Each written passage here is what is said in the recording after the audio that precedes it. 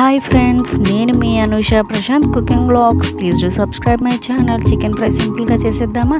ముందుగా చికెన్ తీసుకొని అందులో కొంచెం సాల్ట్ అండ్ పసుపుని యాడ్ చేసేసుకొని 1 టైం అలా మిక్స్ చేసేసి సిమ్లో పెట్టేసి 10 to 20 minutes కుక్ అవనివ్వండి.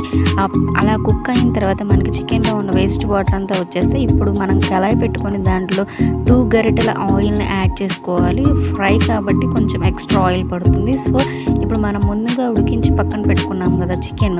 సో ఆ చికెన్ని ఈ ఆయిల్లో చిన్నగా వేసేసేయండి. అలా వేసేసిన తర్వాత దాన్ని స్లోగా నెమ్మదిగా అటు ఇటు కలుపుతూ ఉండండి. బికాజ్ మనకి చికెన్ అనేది గోల్డెన్ బ్రౌన్ కలర్లోకి రావాలి.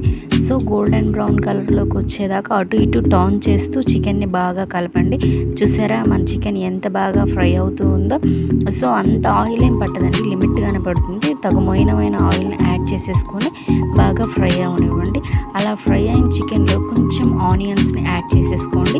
ఆనియన్స్ అండ్ చిల్లీ, కొంచెం కరివేపాకు కూడా అందులో యాడ్ చేసేసుకోండి. అవి కూడా బాగా ఫ్రై అవ్వాలి. మిగిలిన చికెన్ ఫ్రై అయ్యేలోపు ఈ ఆనియన్స్ కూడా ఫ్రై అయిపోతాయి. సో మనకి సరిపోతుంది. సో ఇప్పుడు కొంచెం తగినంత సాల్ట్ యాడ్ చేసేసుకోండి. మనం ముందుగానే కొంచెం సాల్ట్ యాడ్ చేసాము. సో ఇప్పుడు మనకి ముక్కను టేస్ట్ చూసేసి తగినంత సాల్ట్ని యాడ్ చేసేసుకోండి.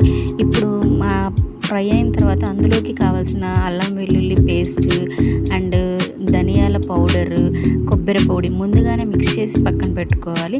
అలా మిక్స్ చేసి పక్కన పెట్టుకున్నవన్నీ ఇప్పుడు ఒక్కొక్కటి యాడ్ చేయాలి. అల్లం వెల్లుల్లి పేస్ట్, ధనియాల పౌడర్ అండ్ కొబ్బరి పౌడర్ యాడ్ చేసేసి దాన్ని కూడా యాడ్ చేసేసి బాగా కలిపేసేయండి. అలా కలిపిన తర్వాత మనకు చికెన్ బాగా ఫ్రై అవుతుంది. ఇప్పుడు చికెన్లోకి తగినంత కారంని తీసేసుకొని ఆ కారంను కూడా అందులో యాడ్ చేసేసుకోండి. దాన్ని కూడా 2 to 3 minutes జస్ట్ అట్లా ఫ్రై చేయండి. అటు ఇటు టర్న్ చేసిన తర్వాత మనకు చికెన్ ఫ్రై రెడీ అవుతుంది. సో సర్వింగ్ బౌల్లో సర్వ్ చేసుకొని తింటే సూపర్గా ఉంటుంది. So let's try it.